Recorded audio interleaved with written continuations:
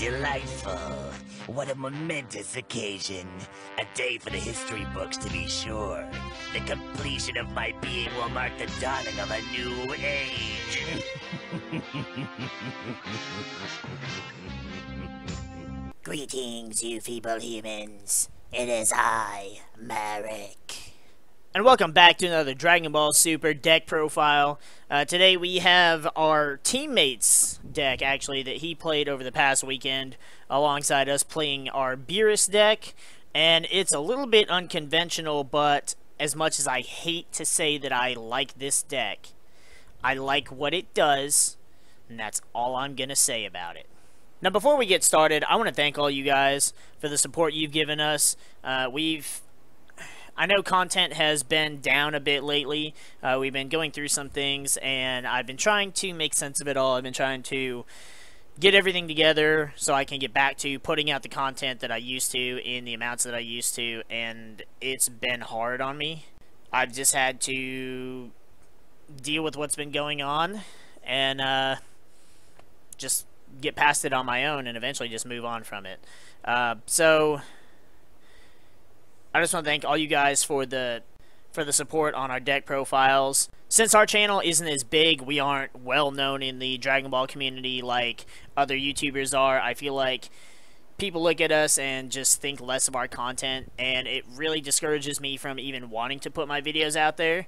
But if I do it anyways and just click the publish button, I can't really take that back. I can, but by that point I've already committed, I've already posted the video, so I may as well just let it go and see what happens. If it gets great attention, like some of our profiles, like Bardock or Majin Buu, great. If it doesn't do so well, like the Kid Goku, then no big deal. But I just want to thank all of you that have supported us. Now, first up, we have our leader, everybody's perfect being, Cell. Once I have absorbed the other androids, I will be the most powerful being who has ever lived. This leader hasn't really seen a lot of popularity since Set 2 metagame, before Soul Striker Goku was doing his stupid shit. Cell was one of the top decks because of how ridiculous it is to get the Cell chain off. And the leader is just as good because once per turn you can place a card from your hand under this card and blow up a card 3 or less energy that your opponent controls. Pretty ridiculous. It does minus you, but at the same time you blow up a card, so you come out even. And putting the cards underneath Cell helps for when you awaken into Ultimate Life Form Cell. So once per turn you can place a card from your hand under him to draw 2 cards, and you can take 2 cards from under this card and put them in the drop area, and then choose one of your opponent's cards to KO. So putting those cards underneath it early game allows you to destroy more cards later on after you've awakened. The first card in the deck is my favorite android, Dreadful Duo Android 17.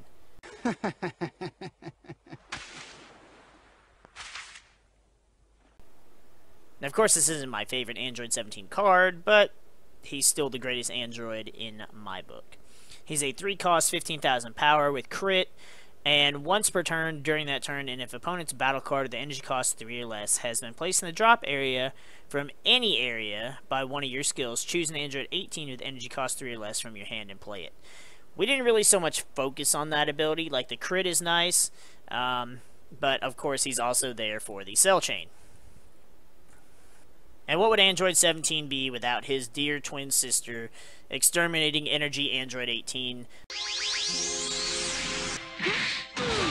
This is my favorite Android 18 card, and it's his as well, because during the Set 2 meta, I was abusing this card with androids. She's a 5-cost, 20,000 with double strike, and when she attacks a leader card, your opponent chooses a card from their hand and places it in the drop area. That helps so much, especially after you've just Cell chained your opponent, because then they're already short on cards, and then now you're making them lose even more cards. Then we've got 2 Growing Evil Lifeform Cell. You will be absorbed into perfection. These are 3-cost, 15,000 power. All of that's irrelevant because you just use his Union Absorb to place a 17 under your hand and evolve him into the Imperfect Cell. Now I know what you're wondering, why are we only running 2 of them? It'll make sense, trust me. Then we're running 2 Evolving Evil Life Form Cell. Ah, yes, this is much nicer. How exhilarating! 5 cost 20,000. You're never even going to hardcast him. You're going to Union Absorb him by placing an Android 18 from your hand under this card and evolving him into the final cell form. He has Double Strike, and when you play this card with Union, you draw 1 card and then choose an opponent's battle card and KO it. So you +2 by playing him. And then he evolves into Perfect Force Cell. He should feel lucky. He's the first one to be touched by my perfect body. He ran 2 of these as well. He's got Double Strike, and when you play this card, if your leader card is an android, which Cell is, your opponent chooses cards in their hand until there are only 3 remaining. The rest go in the drop area. This is still such a nice combo, even after all the cards we've gotten, all the sets we've had. If you can pull off the Cell Chain, it's just too good not to. He actually, against his round 3 opponent, he Cell Chained his opponent at 15 cards. And then by the next turn, his opponent was at 3, and he was at 6.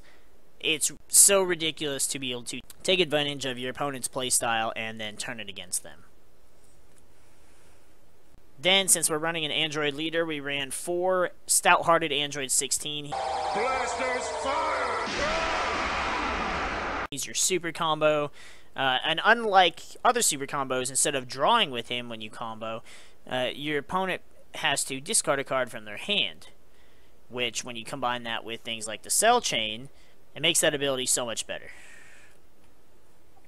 With the release of Tournament of Power, you are no longer required to run TN if you wanted to run a combo card. Most people ran TN simply for the ability to self-awaken, but if you wanted a card to just combo with, you now have Toei, the Key Master. She's your 1 cost, 10,000 power combo card that at the end of your turn, if your leader is green, you play her in rest mode. Then he ran 4 Create Androids. If your leader card is an android, draw 2 cards, place 1 in your hand from your hand in the drop area. So it's not even really a plus, because you lose this card and you lose the card you discard, you draw 2, but it can help you get rid of cards you don't need or place cards in the drop area that might help you later on. He also ran 2 Speedy Surprise Attacks. It's your counter attack, and if your leader is an android, you can discard a card to KO an opponent's battle card of 3 or less. I don't think he played it much. He is a really aggro player with most of the decks he plays, so negates aren't really his thing, and this is the first time in a long time I've even seen him have a negate in a deck. Then he ran 2 to save a hopeful future. He was running 4 of them at one point, but half of them either just got discarded or got charged, so it wasn't really that helpful to have multiples of it. 2 seemed like a balanced number. That's why we put in 2 the negates in place of running 4 of these. You just choose a green battle card with the energy cost 5 or less in your drop area and play it. And you can even use it to bring out the 5-drop Cell, and then just put an 18 under him and evolve him into Perfect Cell. When you take into account all the abilities that the androids and the Cell deck can do, between popping their battle cards, making them discard cards, hitting them with crit, it opened up a lot of possibilities that you could run in this deck. And who else likes card destruction, discarding, and crit more than the leader of Universe 2, Girl Warrior Brienne de Chateau? She's a 2 cost, 10,000 power with barrier. When you play this card, look at up to 7 cards from the top of your deck, choose a Maiden Squadron, and add it to your hand. Since she has barrier, she's really annoying to kill, especially as early on as turn 2. So she's usually going to stay on the board until the next turn, when you have 3 energy and you can evolve her into Maiden Squadron Leader Brienne. I hate this card so much, more so for the character itself, but the card is pretty good. You evolve her for 2 green and 1 other. And when a card evolves into this card, you choose an opponent's battle card and KO it, no matter what the level is. Being able to do that turn 3 really sucks, especially with the Cell Leader also blowing up things, blowing up anything on turn 3. And then when this card attacks, if Kakunsa and Rosie are in play in your battle area, you choose up to 2 cards from your opponent's hand and place them in the drop area. I hate that ability so much, but since I've played the deck, combining that with the Android 16 super combo is disgusting. It is so ridiculous, especially if you cell chain them, drop them to 3, attack with Ribrianne, drop them to 2, super combo 16, they're done. They have nothing. And since a lot of the new leaders now awaken by untapping 2 energy instead of drawing you 2 cards, there's no way to really come back from that. The less stupid of Ribrianne's companions, we have Maiden Squadron Kakunsa. We ran 4 of her. She's a 4-cost, 20,000 power crit, and if you have Ribrianne and Rosie in your battle area, it gains dual attack. So being able to attack twice for 20,000 crit, that's a lot of pressure that you're putting on your opponent just with this card alone.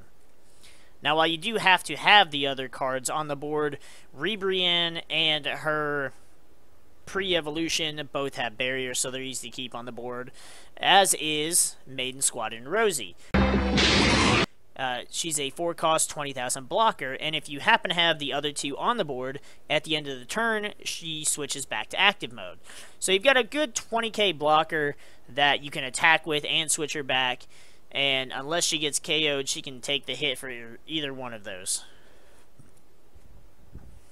Now, the thing that makes this deck so damn gross is the extra card that we got, Maiden Transformation. For 4 energy, you choose up to 2 Maiden Squadron with energy cost 4 or less in your drop area and play them. So, since Ribrianne has barrier, it's a lot harder to get rid of her.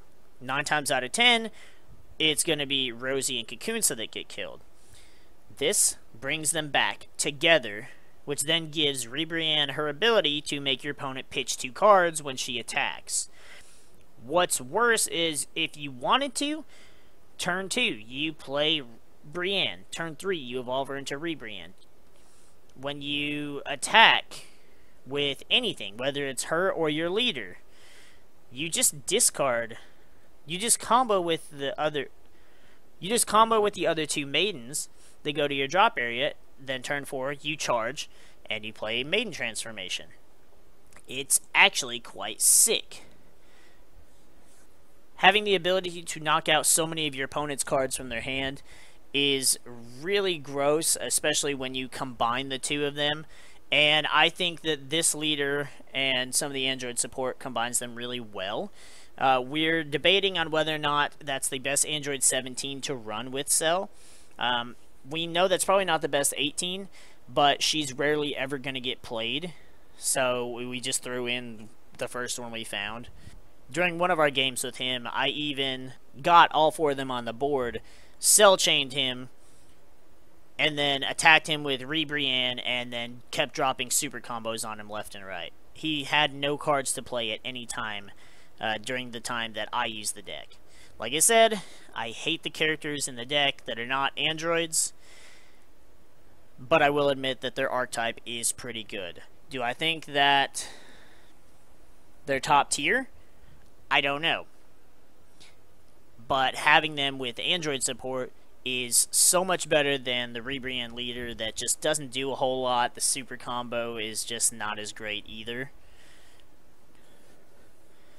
And those are the only 5 Universe 2 Maiden cards that you really need. So the rest of the deck, you're free to run whatever you want, like with the androids. And with Maiden Transformation, that's 1 card that can get you back the other 2 maidens that you need for Ribrianne to get her abilities. And if something happens to Ribrianne, you have to save a hopeful future that you can bring her back with. So the deck flows really well. It flows way better than it should have.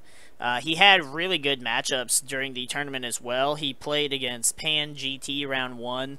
which if you've been around, you know that Pan GT is really aggro, and that Fearless Pan just it makes it really hard to survive once that Pan is played if they have multiple battle cards. Round 2, he played against Mecha Veggies, which is another crazy matchup just because Veggies are a stupid powerful engine, and Mecha Frieza, while not as powerful as he used to be, is still not a bad leader to run, especially since he's yellow and you can Bloodlust, you can Shugash, blah blah blah. And then game 3, he played against Ginyu Veggies, which is kind of the new Mecha Veggies, and you all know how ridiculously powerful that can be. I believe he ended up losing to Ginyu Veggies and got 3rd place with his with the deck, so it plays really well against top meta decks. It does need a bit of tweaking and a little more playtesting with some of the other ideas we have, but overall, it is a fantastic deck. I will admit, I still hate Universe 2. But with that, we're going to go ahead and wrap up this deck profile here. If you guys like the deck, if you like the creativity, we actually talked about doing this on the ride home from the previous weekend's tournament, and he threw it together that following night. If you guys like the profile, you like the video, hit that like button down below for us. Like I said before at the beginning of the video, we really do appreciate all the support for our channel not being as popular as some of the others.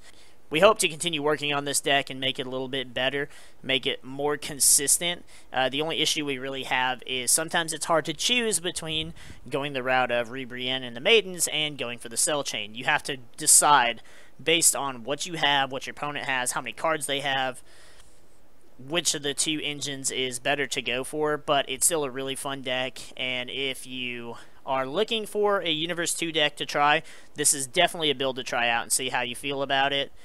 If you do try it out, let me know in the comments below how it does for you. I love hearing your experiences with the decks we've built, and if you have any suggestions, feel free to let us know in the comments below as well. We're going to go ahead and get the freak out of here, though, and we'll see you guys in the next video. It is all in here. It's part of my design. Every cell has a life of its own. I can't die. It is impossible. Even if I self-destruct, I will always come back.